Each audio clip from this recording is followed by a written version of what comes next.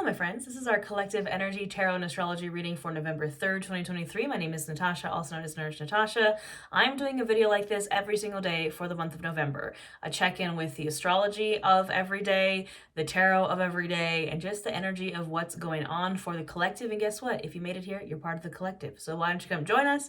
You can hit that subscribe button. I always appreciate a like, a comment, and it helps small businesses more than you know. Yeah, we're going to get right into it. I already shuffled these decks a bit. We're actually going to use my Buffy the Vampire Slayer tarot to clarify, because I mentioned Buffy yesterday, so now we have to use it. We're going to pull our first cards with a Rider-Waite deck, a traditional tarot deck, and then clarify with different decks every day. We're going to have a fun time here, so come on in and join us. I've already shuffled these decks, but I'm going to give them a little zhuzh while I tell you about the astrology of today, November 3rd, 2023. Now, we already have the Eight of Wands lurking at the bottom of the deck. The Eight of Wands is very quick energy, very fast-paced energy. It's literally arrows being kind of shot through the air, coming in hot, coming in fast. Could be messages coming in fast. Your phone might be popping today, notifications. You might be getting a message from someone. It's very fiery communication, basically, or something, some kind of news coming in very quickly. But we're going to clarify that, see what's going on. Now, astrologically, we are still in our waning gibbous moon. Oh my goodness, in Cancer. And that, literally, as I'm saying that, the moon just yeeted itself out of the deck.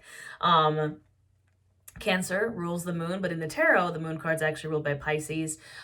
Heavy water energy. When the moon is in Cancer, we're all very connected to our emotions, very in our feels. And the moon is feeling a little bit foggy. You might be feeling a little bit foggy today, like you don't know maybe the path ahead. It's not very clear to you. You might be having some weird dreams. We have a lot of placements in water signs right now. So we have, again, this is kind of the end of the moon in Cancer. It'll be moving into Leo tomorrow. But again, Cancer is ruled by the moon. It's that very lunar, feminine, moon, dreamy energy.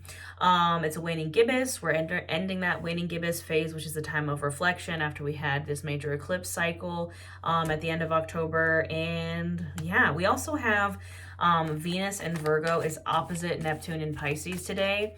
So Virgo and Pisces are sister signs. I'm a Pisces. Two of my best friends are Virgos. And Neptune actually rules Pisces, and Neptune is in Pisces. And then Venus is in Virgo. Venus is the planet of love, attraction, beauty, romance. Neptune is the planet of dreams and all that fun stuff. But with Venus and Virgo opposite Neptune and Pisces, it's a very conflicting energy. You might feel like just no motivation to do anything today, perhaps a lack of boundaries, perhaps a bit of laziness, and it's like the struggle of do I want to be, and the Lovers just came out with that. The Lovers is actually a card of Gemini. Sorry, someone's calling me. I'm just going to go ahead and deny that. Anywho, what did I say about the Eight of Wands at the bottom of the deck? The messages, your phone's going to be on fire. Someone's trying to call me while I'm recording this. I record this on my phone, Anywho, we have the Lovers, card of Gemini. It's that dual nature. This is the card of duality. I have to do a little censor with my hand because they're a little bit naked on this card. But the Lovers is a card of Gemini. It's that dual nature. It is that, it's like two things can exist at the same time, right? You could be feeling, the Virgo energy, and you could be feeling the Pisces energy. And the push and pull between those two energies is I'm not going to do anything, right?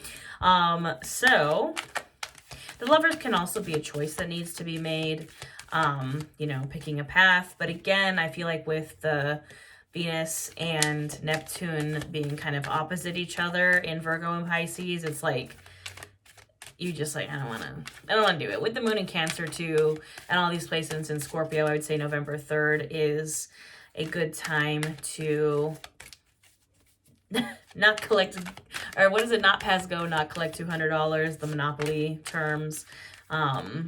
Yeah, what else is going on? What else is going on for November 3rd? What else do we need to hear?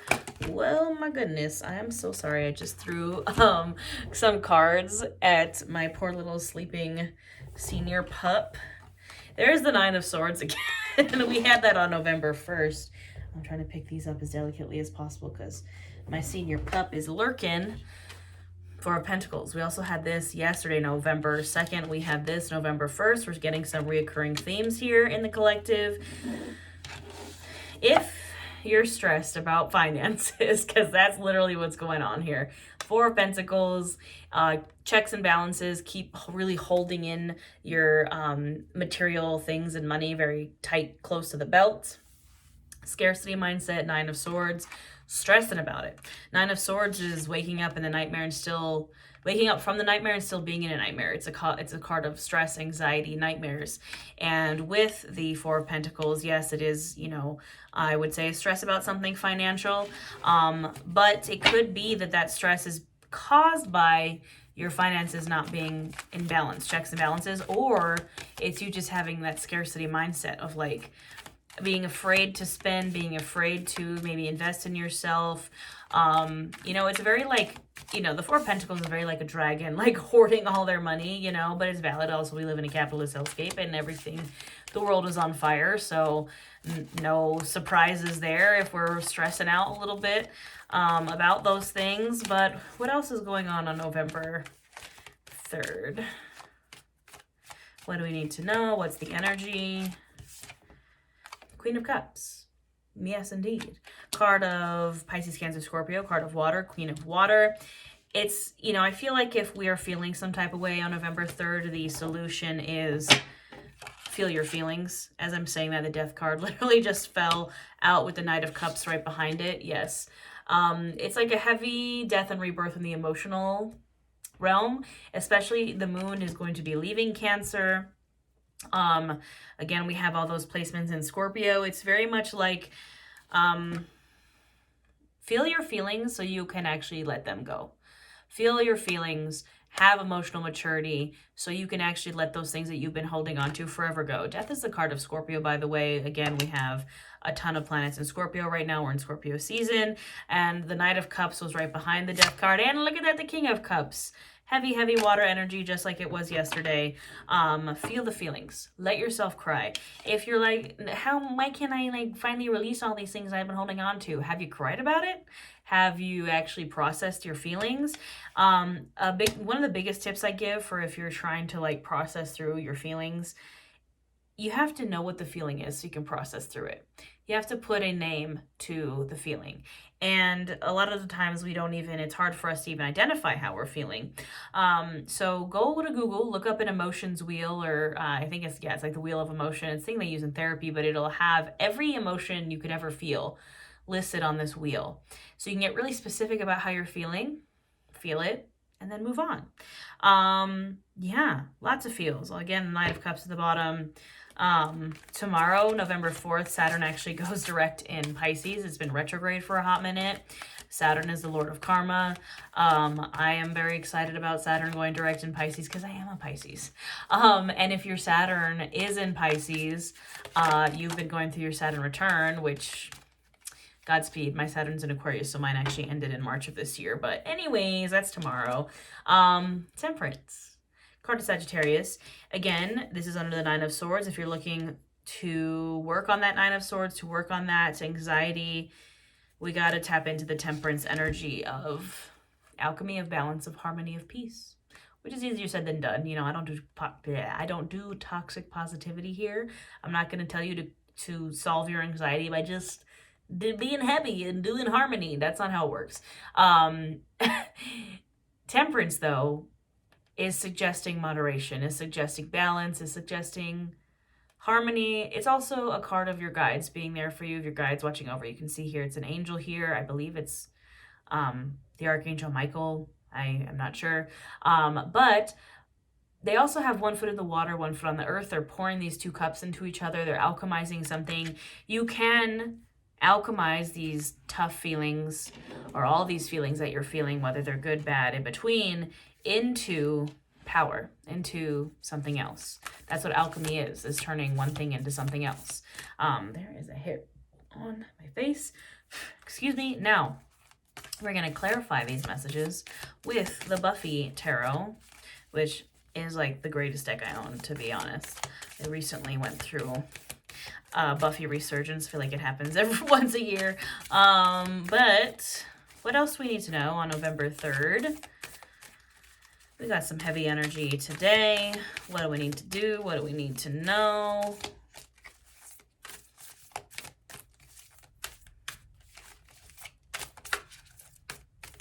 All right, we'll pull the old-fashioned way since chaos mode isn't working.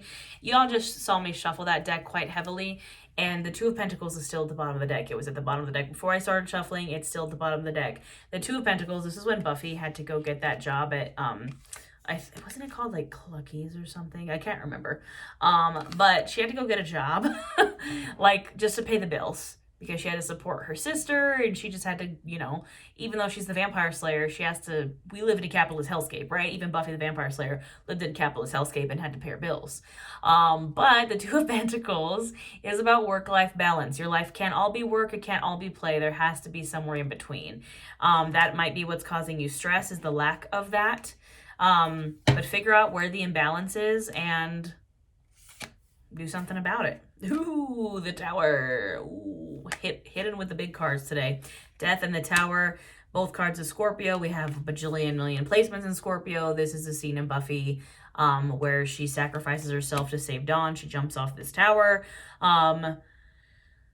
Sometimes you have to be the Tower. This might be a very specific message for a certain amount of people or a person, that if you're really going through it, if you are really, you know, Nine of Swords, Death card, be the Tower. Sometimes you have to be the Tower. Sometimes you have to let the Tower crumble to start fresh. I don't fear the Tower. I used to really fear the Tower, but what I've learned is the Tower only comes when you're ignoring reality. The Tower only comes when you need a Tower moment, and you might need a Tower moment. You might need a Tower moment. Three of Stakes, Three of Wands. I also, the Three of Wands at the bottom of this deck as well. Is that Evil Willow? I think it might be Evil Willow. The Three of Wands is the card of a bit of a delay. It's the card of pausing before you go, looking before you leap. It is, again, a delay, but it is a delay because of infinite possibility. It's a delay because you're looking at all the possible scenarios of like how this could work out. That could also be what's causing the anxiety. It's over the Nine of Swords. I have a very particular type of anxiety called anticipatory anxiety. I was diagnosed with this after, trigger warning this for death, after my father passed away. I was diagnosed with this very particular type of anxiety where you just catastrophize the worst because the worst has happened, and so your brain just goes to like catastrophe mode, and it's like thinking of all the worst case scenarios, all the negative possibilities that could happen, and again it puts you in that Nine of Swords state. And instead, what really helped me is, what if everything turned out even better than I expected? Just better, right? Focusing on the best case scenarios instead of the worst case scenarios. It's very hard to get out of that. Again, I don't do toxic positivity. If you're struggling, please seek help. But my advice to you is just switching the narrative. Everything will turn out even better than I expected to. Even if it's just a little better. Even if it's just a little better. Focus on the best case scenarios and the best case possibilities instead of the worst case possibilities. Or maybe you just need to go ahead and have that Tower moment. Three of Swords. Oof, yeah, the energy today on November 3rd is heavy. Three of Swords is heartbreak. This actually, you know, I was just talking about my father passing away, and this is the card where Buffy's mom passes away. And I think it's very interesting that that's depicted this way in this deck, because the Three of Swords we always think of as like heartbreak from breaking up. Like it's the card of like a relationship failing, like, you know, romantically, or romantic breakup. But heartbreak can also be loss. You know, heartbreak can also be any sort of heartbreak, any sort of swords in the heart. Loss of a friend, family, parent, pet, anything. Breaking up with someone, breaking up with a friend. It's not just a romantic type of breakup, right? What do we need to know with that? Is that the Four of Pentacles? Again, the Four of Pentacles has been stalking us. It's here now. I believe it was actually in the reading yesterday. Scarcity mindset. It's the magic box here, which is their Anya and Giles's like business. But you know, if you think about kind of what happens usually in the episodes of the magic box, it's like them trying to do that checks and balances, like I was talking about. When you run a business, right? You have to have checks and balances. You have to keep your spending in mind. You have to like make sure everything balances out. You have to file taxes. All those kind of boring things that have to do with money. But with the Four of Pentacles being here twice, I would say your scarcity mindset is probably connected to all these really heavy things. Again, why are we so focused on the loss? Why are we so focused on the scarcity? Why are we so focused on not having enough or the worst case scenarios? No. Stop it. Get some help. Queen of Swords, the Queen of Swords is I think this is that one Slayer. I could be wrong. It's one of the prospective Slayers, I think. But the Queen of Swords is the Queen of Intellect. She gets the sometimes bad rep of being the Ice Queen, because she is very more focused on head over heart. She sets boundaries. She's not afraid to take her sword and swing it down and cut things, people's places, energies off if they're not serving her. She's a boundary queen. So if you're feeling all these really heavy energies, you're feeling the scarcity mindset, you're feeling maybe a tower moment coming, or you're still feeling heartbreak from something, anything, whatever it is, Queen of Swords, set boundaries, speak your truth, do what needs to be done in the mind, do what needs to be done logically to solve this issue. I want to pull just a couple more because this is a really heavy energy today. All right. Okay. I knew we had to have a little bit of good news at the end. We have the Sun and the Knight of Stakes with the Knight of Wands. I believe that's Oz. The Seth Green werewolf in Buffy, and then the Sun is the season finale, or series finale actually, when Spike saves everybody with that amulet. But the Sun is the happiest, warmest, most abundant card in the deck. And the Knight of Wands, or the Knight of Stakes in the Buffy Tarot, is the Knight of Wands, is the Knight of Fire. He is passionate. Knights are on a mission. The Knight of Wands' mission is a mission of passion. He's the fire pony. He comes in fast. He comes in hot. This tower moment, once we can move past the tower and the death and the heartbreak and all these very difficult things, it's the Sun. We had the Sun, I believe, yesterday as well.